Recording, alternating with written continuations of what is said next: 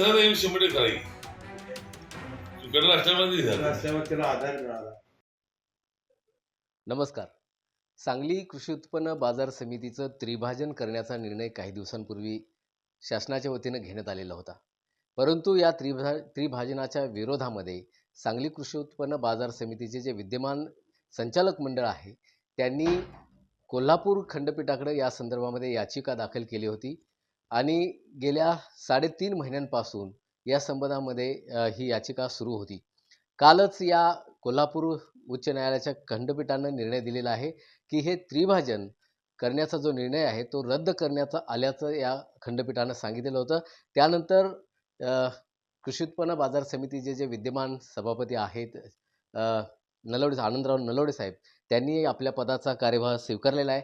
आपल्याबरोबर ते आता आहेत, आपण त्यांच्याशी बोलूया. काय सांगाल, कारण परवा झालेला जो निर्णय होता त्याच्यानंतर पुन्हा खंडपीठानं आता तुमच्या बाजूने निर्णय दिलेला आहे. एक तर मनापासून पहिला न्यायमूर्तीचा आभार मानला पाहिजे, कारण राजकीय दोषापोटीच आमच्यावर तशी प्रशासकीय कारवाई केलेली होती. कारण एक तर आम्हाला ग्रामपंचायत सदस्य, सोसायटी सदस्य, व्यापारी प्रतिनिधी, हमाल प्रतिनिधी जिने आम्हाला निवडून देऊन संचालक मंडळाला काम करण्याची संधी दिली होती. आमची 3 वर्ष पूर्ण झाल्याबरोबर शासनानं त्रिभाजनाचा आदेश काढला.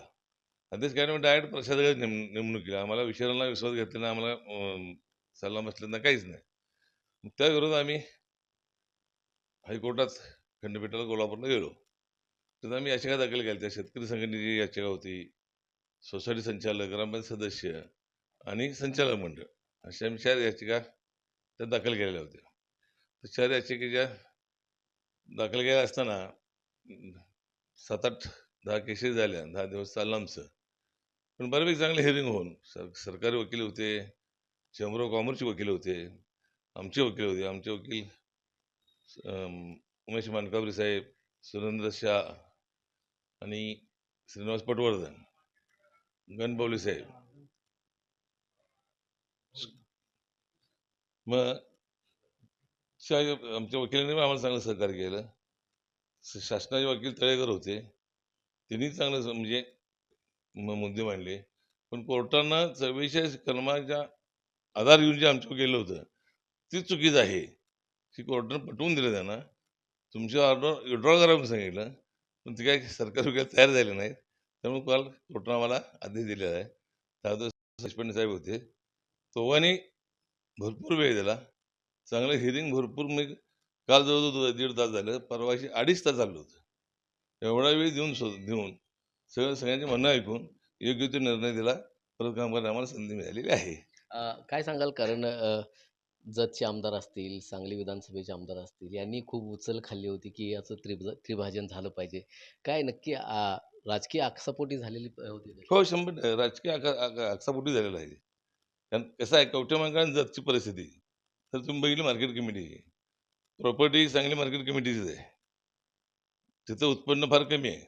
उत्पन्न कमी आहे किंवा दुष्काळी तालुके आहेत म्हणून वसंतदादांनी ज्याला स्थापन केली मार्केट कमिटी, तो उद्देश तो होता की 2 तालुके दुष्काळी आहेत ते आपल्यावर घेऊन जावं, म्हणून त्यांचा विकास व्हावा, ते आपल्यावर व्हावीत, अशा उद्देशाने केलेलं होतं. आता ही जाणून बुजून सत्ता महाविकास आघाडीची आहे म्हणून ह्या सगळ्यांनी मिळून आम्हाला विरोध करायचा प्रयत्न मनापासून केला, पण ते न्यायालयानं मान्य केलं नाही, आमच्यापासून निकाल दिला. आता काय भूमिका पुढची असणार आहे? कारण 1 महिन्याचा कालावधी तुम्हाला न्यायालयाने दिलेला आहे, त्याच्यानंतर पुन्हा सुनावणी सांगितलेली आहे. 1 महिन्यात सुनावणी घ्यायचा विषय नाही तो. समजा शासनाला परत त्रिभाजन करायचं असेल, जर करायचं असेल तर तिने अधिसूचना काढायची, रिसर्च प्रोसिजर पूर्ण करायची आणि त्यानंतर निर्णय घ्यायचा. ते आम्हाला विश्वास घेऊन, आम्हाला माहिती घेऊन, आमचं कन्सेंट घेऊन आणि मग त्यांनी निर्णय घ्यायचा. नसेल परत आम्ही हायकोर्टाने जाणार आहे, त्याला थांबून चालणार नाही. आता पुढची नेमकी भूमिका तुमची काय राहणार आहे? कारण आता पदभार तुम्ही स्वीकारलेलेच आहेत, आता मीटिंग सुद्धा अरेंज केलेली आहे तुम्ही 1-2 दिवसांमध्ये.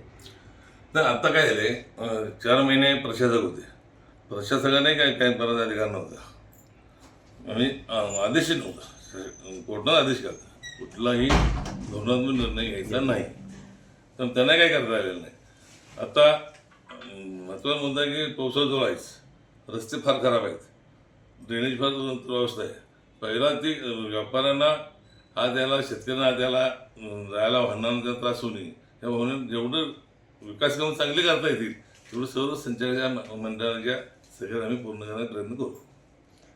नक्कीच या निमित्तानं आनंदराव नलोडे यांनी इथून पुढच्या काळामध्ये चांगला विकास कामं या मार्केट कमिटीच्या माध्यमातून करण्याचा त्यांनी मानस बोलून दाखवलेला आहे. परंतु ही जी मार्केट सांगली कृषी उत्पन्न बाजार समिती होती आणि त्याची कवठेमंकाळ आणि जत ह्या 2 कृषी उत्पन्न बाजार समित्या या सांगलीमध्ये जोडलेल्या होत्या. कारण हे दोन्ही हे दुष्काळी तालुके आहेत, जत आणि कवठेमंकाळ, आणि उत्पन्न तसं बघायला गेलं तर थोड्या प्रमाणात होतं आहे आणि त्यामुळं सांगली कृषी उत्पन्न बाजार समिती त्या मानानं मोठी आणि इतर सर्व ठिकाणचे लोक इथं शेतकऱ्यांचा माल सांगली कृषी उत्पन्न बाजार समितीमध्ये येत असतो आणि त्यालाच या दोन्ही कृषी उत्पन्न बाजार समित्या जोडल्यानं त्याही शेतकऱ्यांना फायदा होईल हा एकमेव उद्देश डोळ्यासमोर ठेवून महाराष्ट्राचे माजी मुख्यमंत्री वसंतदादा पाटील यांनी हा निर्णय घेतलेला होता.